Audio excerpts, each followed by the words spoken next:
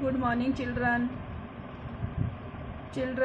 आज हम हिंदी रीडर पाठ्य पुस्तक से पाठ 5 अक्ल का पुरस्कार पाठ को पढ़ेंगे। अक्ल का पुरस्कार, अक्ल का अर्थ है बुद्धिमान, मानी का पुरस्कार का अर्थ है इनाम, तो बुद्धिमानी का इनाम। तो बच्चों, हमारे पास बुद्धि, अक्ल या दिमाग सबसे महत्वपूर्ण वस्तु है। तो बच्चों, आप सब ये जानते ही होंगे कि हमारे पास बुद्धि अगर है तो हम कठिन से कठिन परिस्थितियों को भी सरल बना सकते हैं, और यह हमारे पास सबसे महत्वपूर्ण वस्तु है।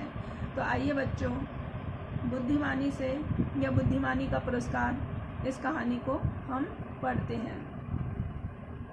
प्राचीन समय में मिस्र में दास रखे जाते थे। तो बच्चों, प्राचीन यानी पुराने समय में एक मिस्र शहर में दास यानी नौकर रखे जाते थे। उनका कोई घर परिवार नहीं होता था। तो बच्चों, जो नौकर होते थे या दास होते थे, उनका कोई घर परिवार नहीं होता था। वे गाय, बैल, घोड़े और ऊँट की तरह ही मालिक की संपत्ति होते थे। संपत्ति यानी जायदाद होते थे। तो वे जानवरों की तरह ही, जो जानवर है वह मालिक की संपत्ति होते हैं, उसी प्रकार से जो दास होते थे वे भी मालिक की ही जायदाद होते थे। उन्हें बाजार में आलू प्याज की तरह खरीदा और बेचा जाता था। तो बच्चों, जो दास होते थे उन्हें भी बाजार में सब्जियों की तरह खरीदा और बेचा जाता था। एक बार किसी व्यापारी को बहुत धन की प्राप्ति हुई। तो बच्चों, एक बार किसी व्यापारी को बहुत सारा धन मिला। उसने अपने दासों को बुलाकर कहा, तो उसने अपने नौकरों को बुलाकर कहा, आज मैं बहुत प्रसन्न हूँ। तुम लोगों में से किसी एक को अपनी इस यात्रा के बाद स्वतंत्र कर दूंगा। तो तुम लोगों में से किसी एक को मैं इस अपनी यात्रा के बाद स्वतंत्र यानी आज़ाद कर दूंगा, परंतु मैं पहले तुम्हारी योग्यता की परीक्षा लूँगा। तो इससे पहले मैं तुम्हारी बुद्धिमानी की परीक्षा लूँगा। अब जाओ और यात्रा के लिए तैयार हो जाओ। इस बार हर एक को यह स्वतंत्रता है कि वह अपनी पसंद का सामान उठा सकता है।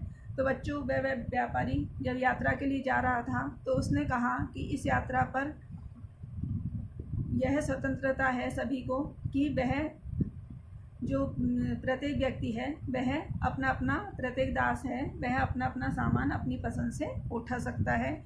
बच्चों, जब पहले दास अपने मालिक के साथ चलते थे तो वो कोई ना कोई सामान लेकर के यात्रा में जाते थे। तो दासों में होड़ लग गई। तो दास एक दूसरे की सामान उठाने में तुलना करने लगे। हल्का सामान चुनने के लिए सभी दौड़ पड़े। तो हल्का सामान यानी जिसमें वजन न हो, ऐसा सामान उठाने के लिए सभी दौड़ पड़े। स्वामी ने देखा कि एक दास चुपचाप दूर खड़ा सब देख रहा है। तो जो दास थे उनके स्वामी यानी मालिक ने देखा कि एक दास चुपचाप दूर खड़ा यह सब देख रहा है। उसने उस दास को बुलाकर कहा, क्या तुम्हें अपनी पसंद से बोझ चुनने की जल्दी नहीं है? क्या तुम्हें अपनी पसंद से बोझ यानी बोझा उठाने की या चुनने की जल्दी नहीं है? उसने धीरे से कहा, नहीं स्वामी, सबके लेने के बाद जो बचेगा मैं वही उठा लूँगा। कारवां चल पड़ा। जो दासों के जो भीड़ थी वह चल पड़ी। आगे ऊँट पर स्वामी, उसके पीछे घोड़ों पर कुछ अन्य कर्मचारी और सबसे पीछे दासों का काफिला।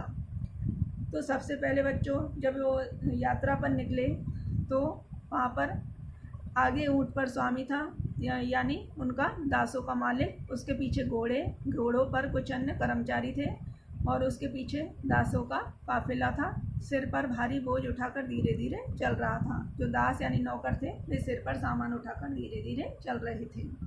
स्वामी ने देखा सबसे पीछे भोजन सामग्री का सबसे भारी बोझ उठाए वही दास चल रहा था जो चुपचाप खड़ा सबके जाने की प्रतीक्षा कर रहा था।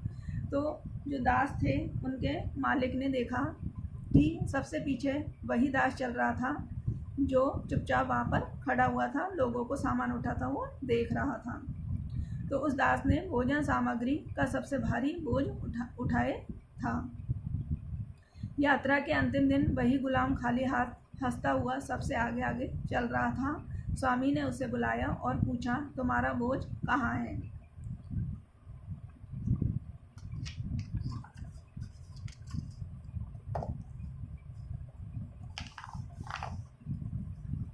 सभी दास भयभीत हो उठे।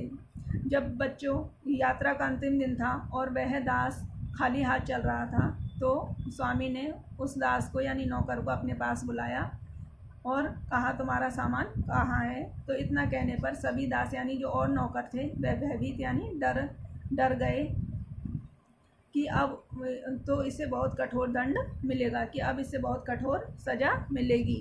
परंतु वह दास निडर होकर बोला, परंतु वह दास था बच्चों, वह अपने मालिक से निडर यानी साहस के साथ बिना डरे बोला, स्वामी मेरे सिर का बोझ अब सभी के पेट और शरीर में है। तो कि स्वामी जो मेरे सिर का बोझ था, मतलब उसने भोजन सामग्री जो ले रखी थी अपने सिर के ऊपर, वह सभी के पेट और शरीर में है, अर्थात जो भोजन सामग्री है वह सभी ने खा ली है। उसकी बात सुनकर सब और भी डर गए। स्वामी ने सिर हिलाया और कहा, शहर पहुंचने के बाद बताना कि तुम्हारा बोझ वहां कैसे चला गया। शहर में पहुंचकर स्वामी ने पुनः सबको बुलाया और उस दास से पूछा, अब बताओ।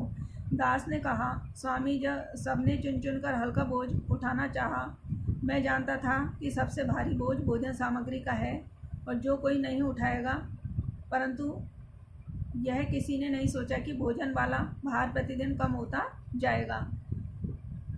तो बच्चों, नौकर ने स्वामी से कहा कि जो भोजन सामग्री है यात्रा के लिए उसमें ही सबसे ज़्यादा बोझा था, उसमें सबसे ज़्यादा वजन था और यह मुझे पता था कि उसे कोई नहीं उठाएगा।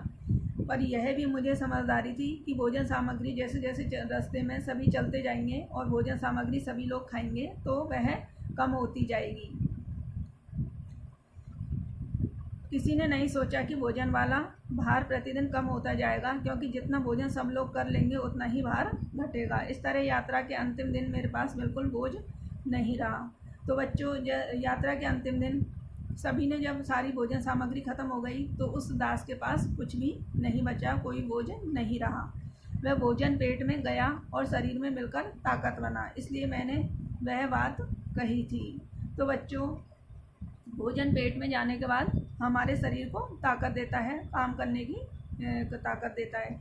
इसलिए दास ने कहा कि इसलिए मैंने कहा कि मेरे सिर का बोझ सभी के पेट और शरीर में है। स्वामी ने कहा, मैं इसी योग्यता की परीक्षा लेना चाहता था, मैं तुम्हारी इसी बुद्धिमानी की परीक्षा लेना चाहता था। आज से तुम स्वतंत्र हो, कि आज से तुम आज़ाद हो, यह अपना पुरस्कार लो और जाकर सुख से जीवन बिताओ। तो मालिक ने बच्चों उस दास से कहा कि यह अपना पुरस्कार यानी इनाम लो और जा कर के अपना जीवन सुख से बिताओ। तो बच्चों, इस कहानी से हमें यह शिक्षा मिलती है कि हमें कठिन परिस्थितियों में भी हमें बुद्धि से काम लेना चाहिए, हमें बुद्धिमानी का प्रयोग करना चाहिए। आज के लिए इतना ही, धन्यवाद।